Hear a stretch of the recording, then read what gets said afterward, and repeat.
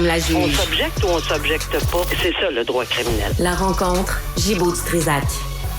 Nicole, bonjour. Bonjour, Benoît.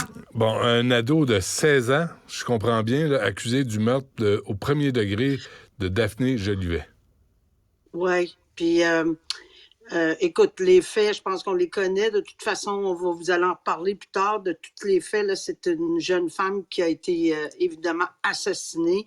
Son présumé meurtrier, puis il y a un autre jeune homme qui est mineur, qui se trouvait également sur place. Alors, ce jeune mineur a été victime de voies de fait graves. Dieu merci, il n'est pas décédé. Mais toutefois, c'est quand même très important comme blessure. Et il est accusé, ce jeune-là, qui a maintenant 17, de tentative de meurtre sur cette deuxième personne, de meurtre au premier degré parce qu'il y a agression sexuelle sur la jeune femme, cette jeune femme là, dont on entendait parler la semaine dernière, qui a été trouvée assassinée. La raison pour laquelle on en parle aujourd'hui, c'est que, c'est assez terrifiant de voir que de plus en plus, à mon humble avis, on voit des jeunes personnes. Moi, j'ai vraiment peur. Entre 14 et 18 ans, il y a tellement de crimes graves que je vois passer. Il me semble que ça l'a augmenté comme ça se peut pas. Puis c'est terrifiant parce que ils ont l'air à vraiment pas penser à rien. En tout cas, on verra là, s'il est trouvé coupable, évidemment. Mais c'est des crimes extra. Tu peux pas avoir plus sérieux que meurtre au premier degré avec agression sexuelle et puis tentative de meurtre. La raison pour laquelle on en parle, ce que je disais tantôt, c'est parce que, évidemment, il est mineur. Alors, qu'est-ce qu'on pense? Ben, on pense à la fameuse loi sur le système de justice pénale pour les adolescents. Mais là, contrairement à une peine qu'il pourrait recevoir pour adolescents, ce qui normalement se fait lorsqu'il s'agit de crimes aussi sérieux que ça, dans des conditions aussi graves que ça. C'est instinctif. Le procureur de la Couronne va immédiatement demander ce qu'on appelle, en vertu de la loi, cette loi que je viens de décrire, là, un assujettissement à une peine adulte. La différence, la seule différence, bien, là, ça va être plaidé au tribunal de la jeunesse pour le procès, s'il y a un procès, mais la peine, là, si la Cour l'accueille, cette requête, pour qu'il soit assujetti à une peine adulte, parce que, bon, il y a des critères, c'est trop long de décrire, là, mais il y a tout un processus au tribunal pour savoir si ça s'impose. Il y a des gens qui vont l'évaluer pour toutes sortes de raisons, parce que c'est un ado. Bon. Alors, et si c'est le cas, souvent l'âge rentre en ligne de compte et la gravité des crimes, on a pas mal tout ça, là, en ce moment, là. Le tribunal peut l'accorder. S'il accorde ceci, c'est que, et qu'il est trouvé coupable de meurtre au premier degré, la différence entre l'adulte et l'ado, c'est que l'adulte, lui, va purger une sentence à vie. On s'en va de l'autre côté, l'adolescent aussi. Dans le cas de l'adulte, c'est 25 ans minimum avant de pouvoir demander une libération conditionnelle. Dans le cas de l'ado, c'est 10 ans avant de demander une libération conditionnelle. Puis il va purger 6 ans incarcéré et 4 ans dans un centre de détention pour jeunesse. Il y a une marge, il y a une différence, mais il sera toujours soumis à une sentence à vie dans les circonstances. Donc, c'est là-dessus que je pense que c'est important de comprendre que oui, on peut imposer une peine adulte avec des petites modifications. Pourquoi? Parce qu'évidemment, on comprend que lorsqu'il avait, il aurait, s'il est trouvé coupable, commis ce geste-là à 16 ans. J'ai de la misère à croire qu'il va devenir un bon gars, lui, dans la vie. J'ai de la misère à croire qu'il est bien parti à 16, 17 ans, là, à 16 ans, là, commettre un meurtre, un viol, des voies de fait aussi graves, que ce garçon-là là, va être un bon citoyen, un bon père de famille, un bon voisin. Écoute, il y a des cas, il y a des statistiques, c'est arrivé, ça arrive. Là, ici, on comprend qu'il était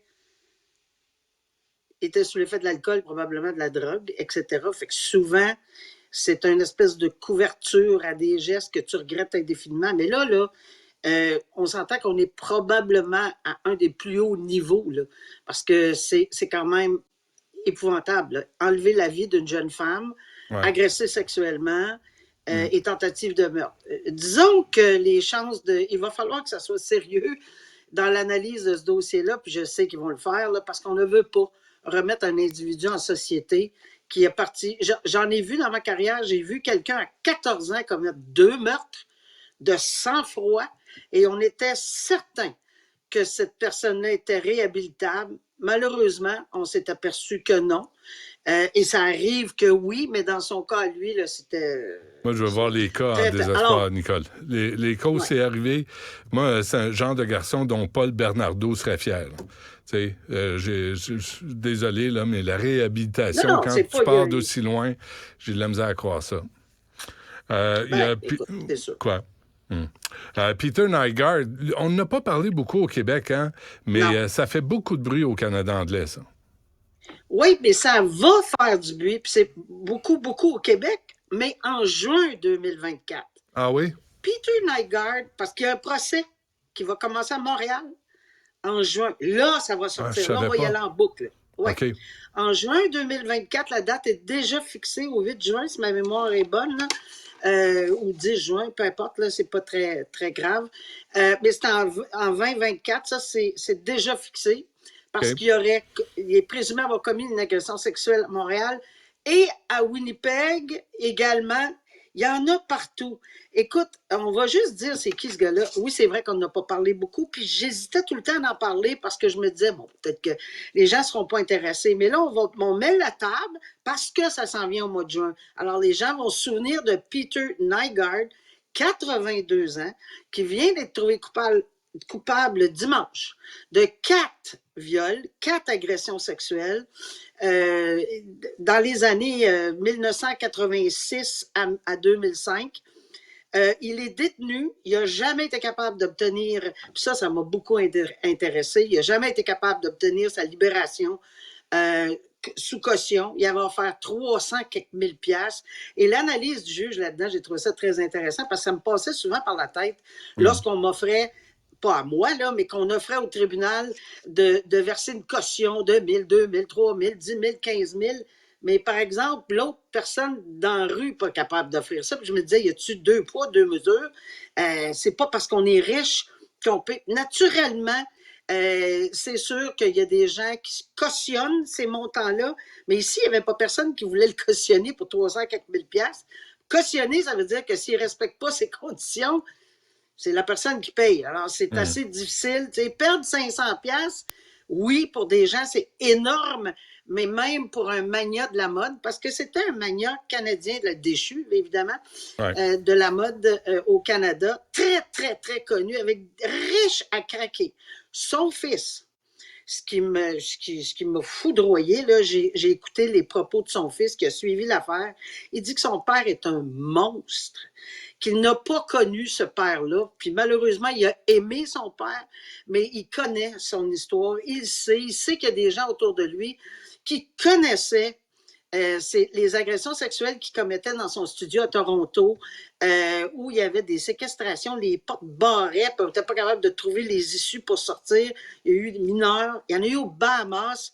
Écoute, c'est pas peu dire, Benoît, son fils a dit que si on met Epstein, Weinstein, et puis il y avait un autre qu'on a nommé là, ensemble, son père a aurait, c'est ce qu'il dit, commis plus d'agressions sexuelles que toutes ces personnes-là ensemble. Parce qu'il recrutait... Moi, j'ai écouté un podcast sur Nygard.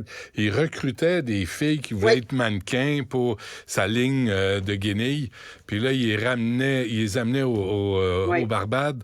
Et même au Barbade, là, j'avais entendu... Bahamas, hein? Au Bahamas, c'est ça.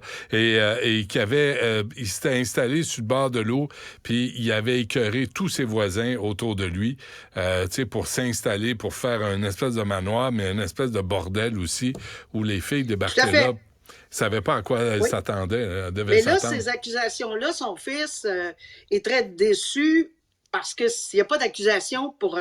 lui, dit-il, être au courant qu'il y a plusieurs viols ou agressions sexuelles qui se sont commis sur cette île qui est isolée, là, qui avait isolé tout le monde, aux Bahamas. Mais c'est sûr que quand un crime est commis à l'extérieur d'un pays, nous, on n'a pas cette possibilité-là de l'accuser là-bas. On a eu d'autres cas là, où on a entendu parler de ça au Canada. Pourquoi? C'est parce que le crime doit être commis sur le territoire et on l'accuse sur le territoire. À Toronto, c'est dans son studio à Toronto, donc trouvé coupable de 4 agressions sexuelles. À Montréal, ce sera une. Encore une fois, il est présumé innocent. Et à Winnipeg, un autre qui est présumé innocent. Mais il y a 82 ans. Jusqu'ici, on n'a pas la sentence là, pour les 4, là, mais je pense pas qu'il va... Son procureur veut aller en appel, mais s'il n'est pas sorti sur cautionnement pour le procès, je serais très, très, très surprise qu'il sorte sur le cautionnement, même s'il va en appel, parce qu'il y a beaucoup de risques, il y a tellement de connexions, puis peut-être qu'il y a des sous cachés, beaucoup. Mais 82 ans, il s'en est sorti toute sa vie. Là, il paye à la fin de ses jours. Il peut bien crever en prison, le bonhomme, là. Mais il a fait du tort toute sa vie. C'est ça qui va y arriver de ce dossier-là. On n'a pas passé les autres dossiers encore. Fait que, imagine. Évidemment. Nicole, merci pour cette agréable chronique. Reparlons-nous dans 2 jours. Merci, Nicole. Salut. OK, bye, Benoît.